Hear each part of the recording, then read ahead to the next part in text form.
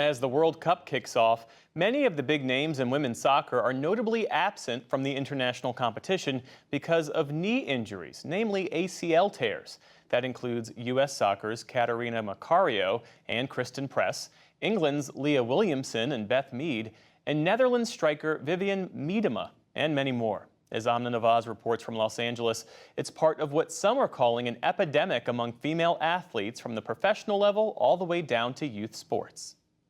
Soccer was my love and it was my passion. In high school, Cassidy Chimbalanga's dreams were on track. She was a star forward on her team, with plans to play in college and then hopefully the pros. But that all changed in a single moment. It was a high school game against our rivals, Monte Vista, and I was playing forward at the time, and the ball bounced in front of my head. She was sandwiched between the goalie and a defender. I have no clue what's going on. I just know I'm in excruciating pain. The diagnosis? A torn anterior cruciate ligament, better known as the ACL. One surgery and more than a year of rehab later, Chimbalanga stepped back onto the field, this time for UCLA. But before the season even starts, she tore the ACL in her other knee. Another surgery, another year of rehab, another attempt to play. But the following year, another tear, followed by a fourth. Each time I tore my ACL, it's like my dreams were getting farther and farther from me. Did you see other players around you suffering the same injury over your college career? A lot of other players, especially during my time at UCLA. We've seen an explosion of ACL injuries in young women, all the way from 10 years of age up to their teens.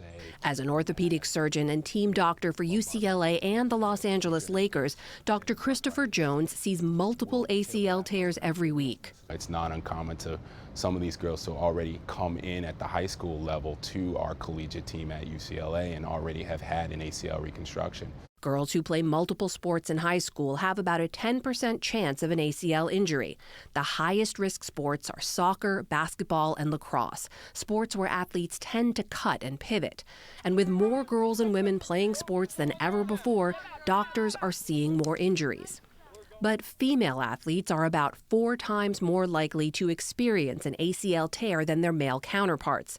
That disparity is sparking outcry from elite athletes, including U.S. forward Kristen Press, one of several players who won't be at this year's World Cup because of ACL tears. If this happened on the men's side, we would have immediately seen a reaction of how are we going to solve this and figure this out.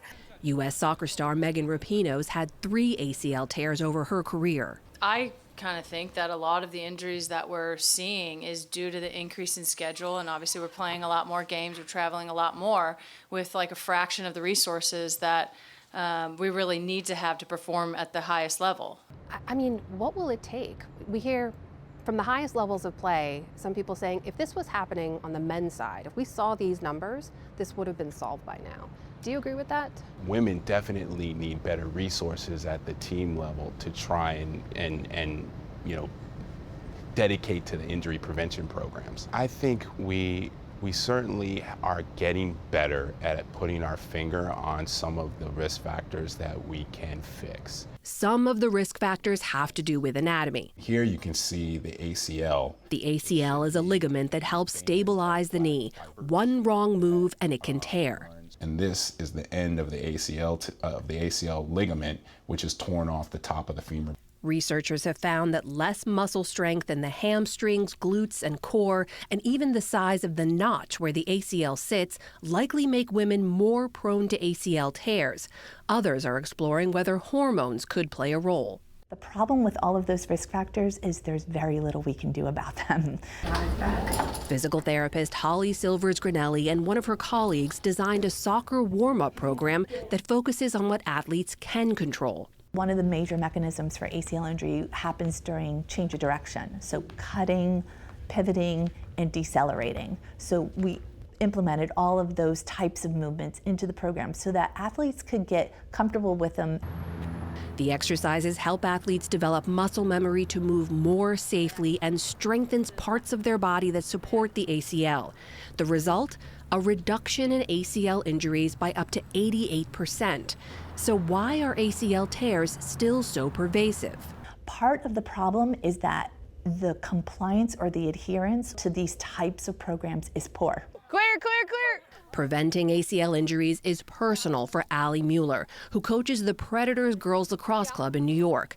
She tore her ACL in college, but says implementing injury prevention hasn't always been easy. In the past, it's been a time constraint, and there's so many other things within a practice for whatever sport you're playing that you have to focus on with a limited time period. But she says there's growing awareness about the importance of injury prevention and how it can improve performance. And I think people are finally seeing that it really is a problem, because it's too late. If you don't put in the groundwork early on, then you can have these injuries, and it's really draining mentally, physically, and it's something that's hard to come back from. Get ready to do your rip rep. She and her team are starting to use a newly launched app from the New York-based Hospital for Special Surgery that shows athletes exercises they can do to help prevent injury on their own time and allows coaches to track their progress. Its effectiveness is still being tested, but it's the kind of thing Cassidy Chimbalanga wishes she had before her injury. No one really mentioned injury prevention, not until I got to around my second tear, but then again, it's more of a reaction rather than being proactive. For now, ACL injuries are still very common, so experts say athletes and medical professionals have to think about long-term health risks, including early arthritis. With these girls, what we need to do is do a better job of counseling them. You know, if they're on their third or fourth ACL, we need to sit them down and say, look, this may not necessarily be the sport for you. That had to be really hard to hear. Yeah, I mean, for some of these girls and young people, it's their identity. It was a decision Chimbalanga had to make. After her fourth ACL tear, she stopped playing soccer. Soon after, she watched from her apartment as her old college team won the national championship. I was very, very happy for them, and just seeing their face and seeing my friends up on the TV, it was amazing. But there's always that kind of deep, lingering sadness about what life could have been like for me. To work for something for so long, for 10 years, to reach that point and then have your career unfold the way that it did, I just wonder how you look back on it. I learned a lot of things about myself, and I'm using all of those skills to create a success story for myself. And part of me thinks that everything that I've learned through that whole process and this new transition of change might be more powerful than ultimately what I would have been playing soccer. She's now on track to go to law school with a new perspective on life and a new dream to fulfill.